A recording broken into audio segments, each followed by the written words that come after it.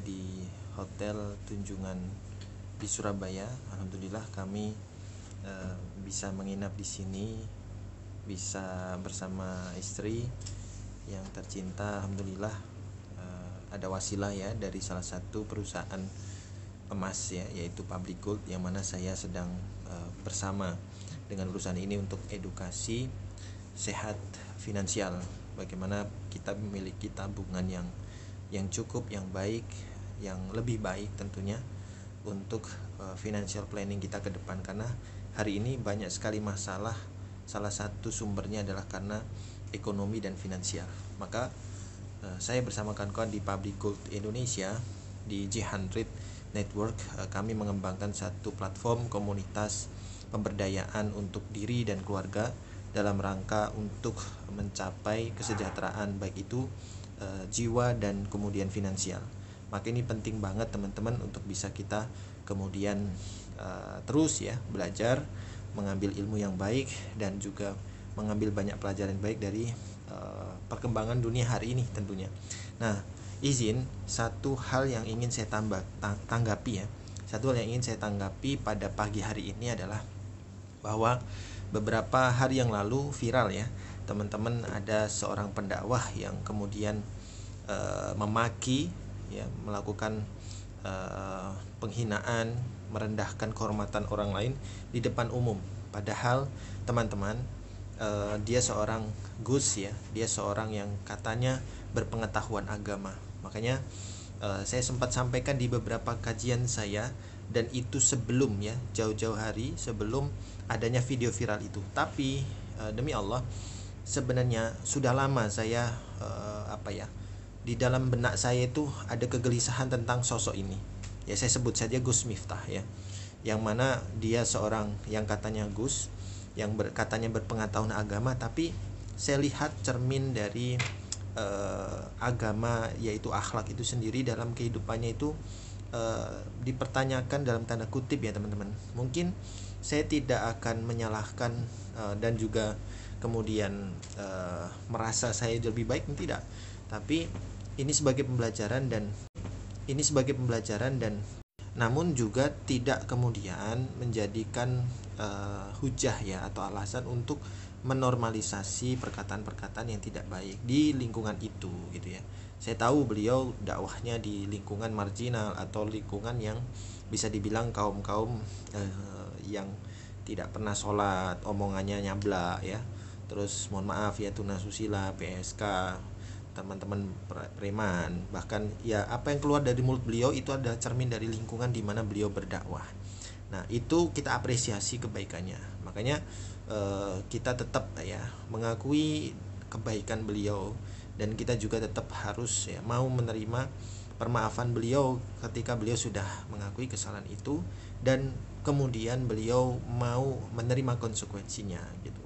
Nah, yang kemudian saya ingin sampaikan di sini adalah bahwa teman-teman, bahwa Imam Al-Ghazali itu pernah menyampaikan, akhlak itu adalah sesuatu yang refleks, yang muncul dari jiwa kita ya. Kalau kita misalkan dalam satu kebiasaan itu misalkan tersandung bilang copot gitu ya, maka ya copot itulah akhlaknya ya. Kalau di Surabaya itu ada sumpah serapah yang terkenal banget ya, bahkan sampai dijadikan narasi untuk berbagai macam hal. Sebenarnya itu bentuk normalisasi budaya yang sebenarnya kurang baik teman-teman ya. Kita harus mengakui kurang baik teman-teman ya. Kita harus mengakui budaya itu banyak sekali yang positif. Kenapa harus yang tidak baik ini kemudian terus dinormalisasi gitu ya. Nah, makanya dalam konsep segala macam ya, termasuk ilmu branding, sebenarnya ada loh konsep halal branding, di mana halal branding itu tidak boleh menyematkan nama-nama yang negatif. Sebagaimana kita mau membranding anak-anak kita. Anak-anak kita jangan sampai kita memiliki labeling ya, branding atau penamaan, julukan ya kan, kemudian panggilan. Bahkan itu dilarang oleh Allah dalam surat Al-Hujurat ayat 11 ya. Jangan kita mengolok-olok ya, menyebut satu kaum kemudian barangkali ya kaum yang diolok-olok itu lebih baik daripada yang mengolok-olok. Artinya tidak boleh teman-teman kita membiasakan julukan yang tidak baik ya. Tidak baik ya. Jangan, tidak boleh. Sedekat apapun ya. Siapa teladan kita? Rasulullah. Rasulullah memiliki para sahabat yang sangat dekat, yang sangat loyal, yang jiwa dan raganya sudah diserahkan untuk dakwah bersama Rasulullah. Sedekat itu, ya kan, sedekat itu Rasulullah dan para sahabat tidak pernah bercanda yang berbau kontennya adalah sarkasme, nyolot, ya, sumpah serapah, julukan yang buruk. Tidak pernah. Ya, bercanda Rasulullah itu bercanda yang punya ilmu. Nah, maka segala sesuatu itu ada ilmunya, teman-teman, termasuk bercanda, termasuk berdakwah. Ya, teman-teman, alhamdulillah saya mendapatkan certified, ya, BNSP dan juga Kemendikbud sebagai seorang trainer dan juga teacher, ya, konselor, yang mana satu skill yang paling tinggi, ya teman-teman, kalau mengambil sertifikasi itu ada banyak sekali skill, ada ratusan skill, soft skill, hard skill, semua ada, ya, termasuk SDM tuh. Nah, ada satu skill yang paling tinggi, yang nomor satu yang perlu diambil, yang bisa diambil oleh orang, adalah skill untuk mengenal diri, teman-teman. Ya, skill yang paling tinggi, soft skill itu. Dan ternyata ini sebenarnya sudah sangat baik, ya, diakui oleh lembaga kita BNSP dan juga Kemendikbud, ya, bahwa skill untuk mengenal diri, kemudian menemukan makna dalam jiwa kita, itu adalah skill yang paling penting dan utama, termasuk bagaimana kita berinteraksi dengan orang lain. Ya, kalau masak butuh skill agar masakannya tidak gosong. Pertanyaannya, omongan kita ada nggak yang omongan yang baik sama omongan yang gosong? Ada, teman-teman. Oh, masakan itu ada yang nikmat, ada yang lezat, ada juga yang busuk. Nah, pertanyaannya adalah, apakah perkataan, perbuatan kita juga ada perkataan yang mulia, yang nikmat, dinikmati oleh banyak orang, ada juga yang busuk. Nah, maka jangan sampai, ya, perkataan-perkataan yang tidak baik itu dinormalisasi, kemudian dijadikan satu percandaan, satu kebiasaan, karena itu akan kemudian menunjukkan kualitas diri kita. Artinya kita belum menemukan esensi jati diri kita. Maka saya izin, ya teman-teman, yang semua pendakwah di luar sana, khususnya para dai dan pendakwah, ya, saya pernah punya banyak pengalaman konseling. Alhamdulillah Allah yang perjalankan. Saya tidak meminta sama Allah sama sekali untuk jadi konselor, tapi Allah yang perjalankan.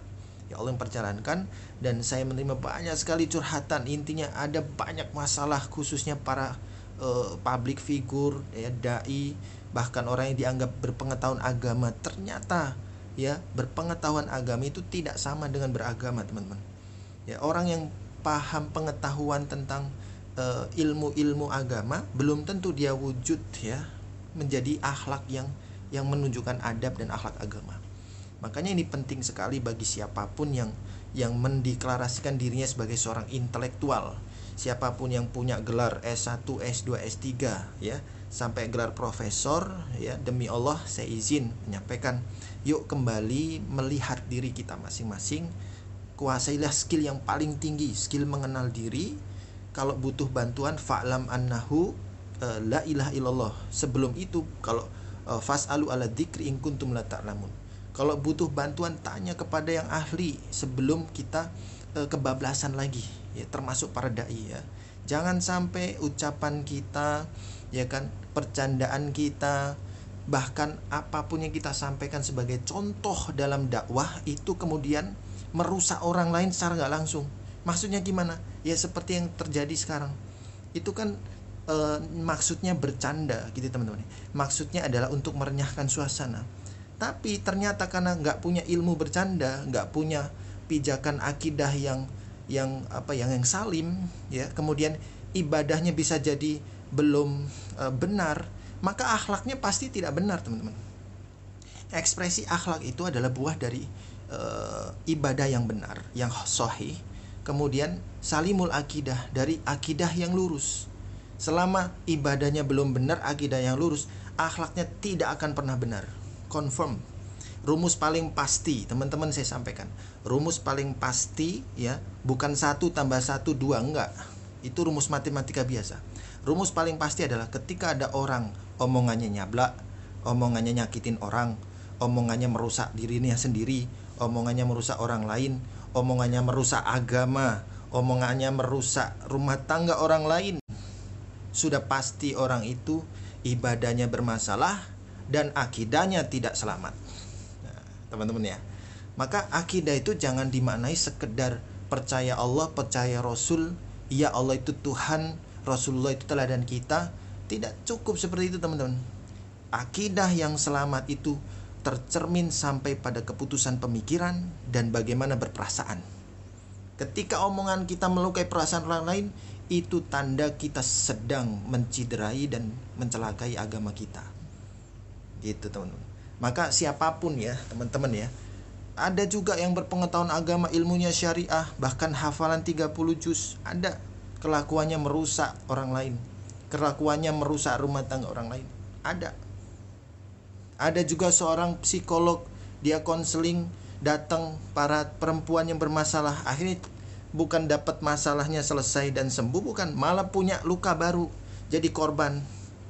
Ada kasus yang terbaru kan, si Agus itu namanya, yang tangannya tidak ada itu kan dia menerima curhat ya kan, temennya curhat ya kan, kemudian nyaman, akhirnya apa yang dikatakan hasil curhatan itu jadi senjata untuk mengintimidasi korban.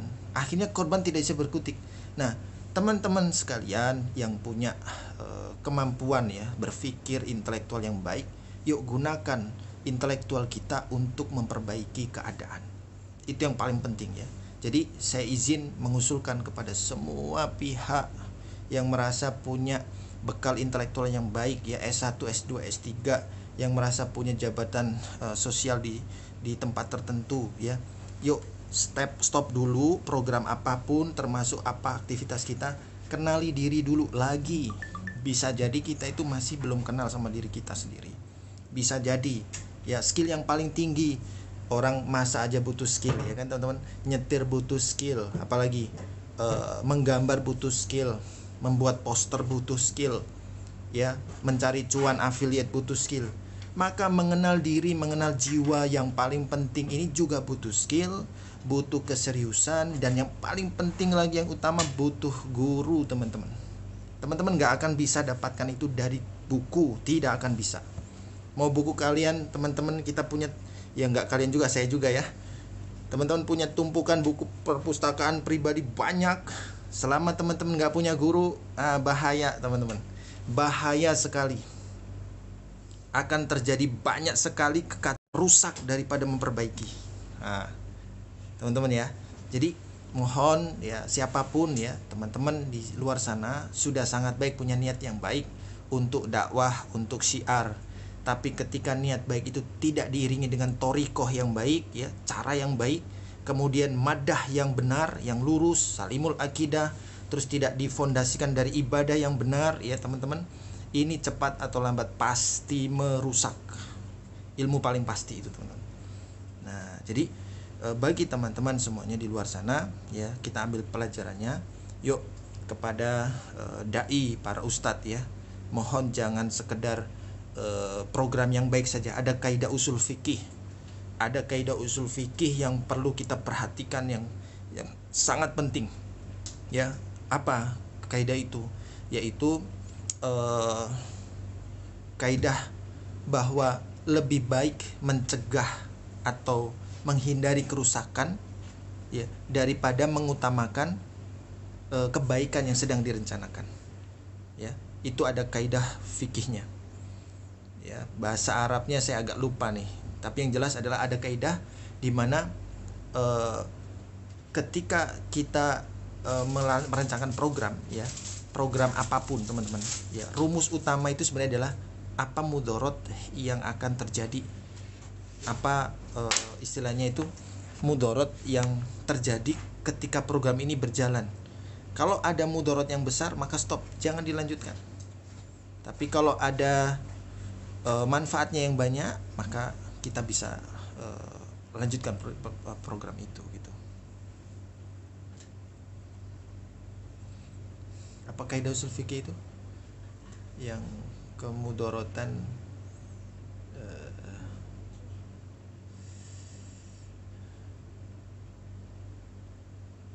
masalih apa namanya, kok lupa ya.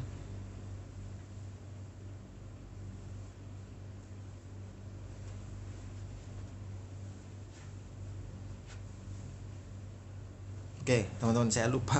Tapi kaidah artinya seperti itu ya. Jadi arti dari kaidah usul fikih itu adalah bahwa ketika kita memiliki satu program agenda, ya, perhatikan mudorotnya dulu. Ya, perhatikan.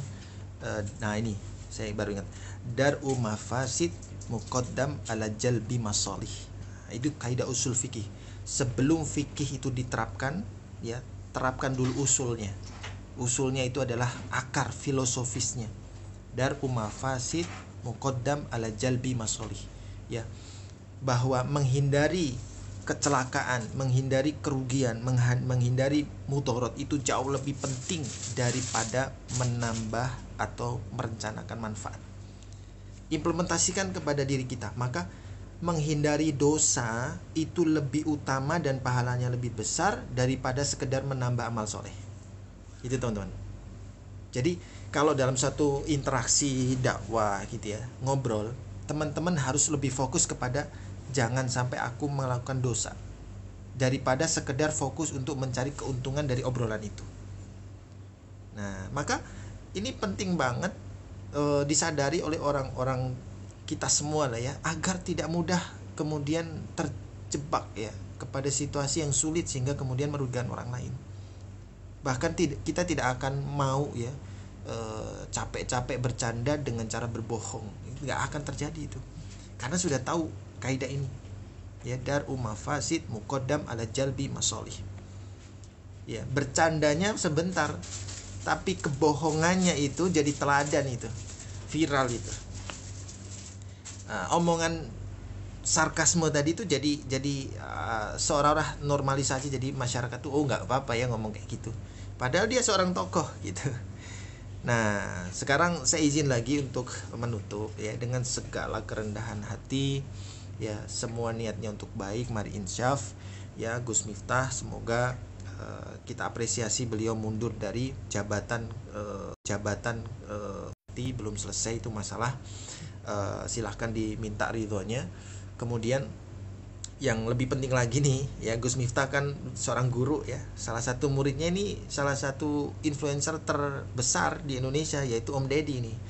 Nah, Om Deddy Corbuzier ini juga di podcastnya sering ya ngomong narasi diksi-diksi yang tidak mendidik ya teman-teman. Jadi skill komunikasi penting, skill untuk menambah otot badan ya kayak Om Deddy itu penting, tapi jauh lebih penting adalah skill untuk berbicara sopan, berbicara benar, berbicara yang ma'ruf, qaulan karima, qaulan layyina, qaulan syadidan, dan banyak lagi. Nanti kita bisa belajar, ada skillnya itu. Nah itu teman-teman. Jadi skill komunikasi yang paling penting dan utama dan pertama digabung dengan kaidah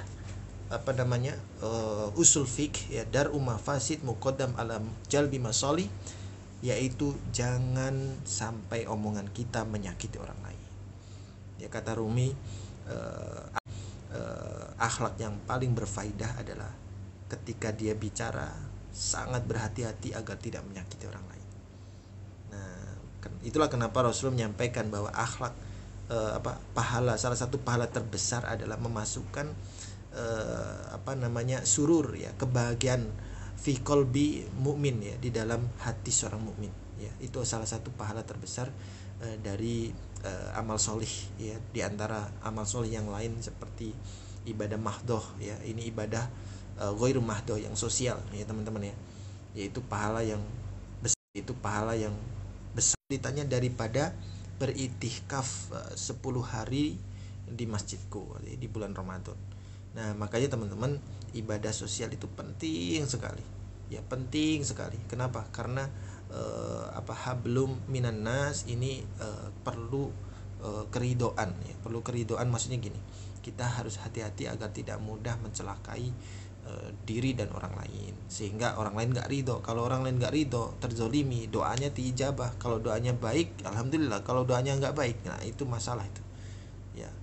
Satu hal yang paling merugikan kita adalah ketika ada seseorang yang terzolimi, dia mengetuk pintu langit dan mengadukan kepada Allah ya, dan sangat berbahaya sekali itu, sehingga kita bisa celaka dalam kehidupan ya.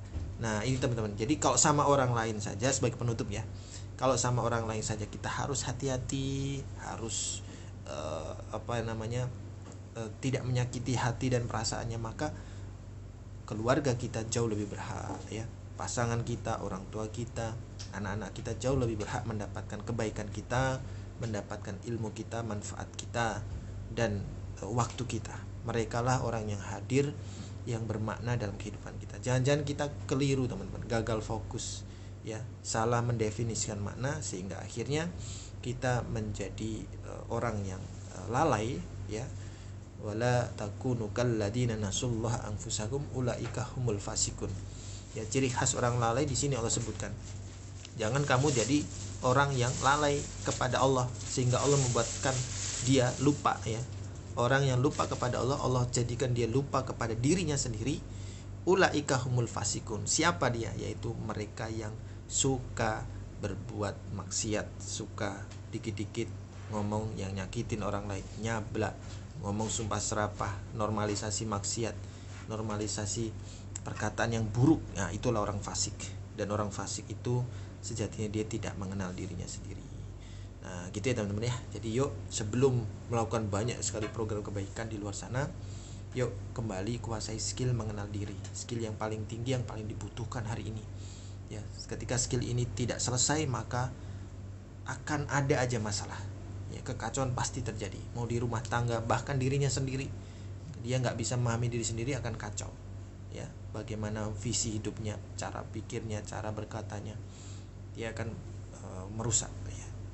Nah, gitu teman-teman ya. Dan itu nggak sadar. Nah, makanya disebutkan dalam Al-Baqarah kan, orang-orang munafik itu udah orang yang paling dedengkotnya fasik gitu. Ya, orang tahapannya itu begini. Ya, level tertinggi muttaqin, orang takwa, ya, kemudian orang yang ihsan, ya kan, itu level-level tinggi kan. Kemudian orang berserah diri muslim tuh di tengah tuh, orang yang seimbang tuh. Yang bawah lagi orang zolim, ya, orang zolim sering berbuat zolim, memudahkan diri, bermudah-mudah dalam kezoliman, dia namanya fasik. Ya, orang fasik itu orang yang menormalisasi perbuatan maksiat, orang yang tidak merasa bersalah ketika berbuat salah. Ya, kalau bahasa kerennya orang NPD, orang dia salah malah nyalain orang lain, merasa paling benar gitu kan. Nah, itu bahasa psikologi tuh. Nah, orang fasik tuh pasti begitu. Dia lupa pada dirinya sendiri sebenarnya. Nah, akhirnya melakukan banyak hal yang kemudian melukai orang lain.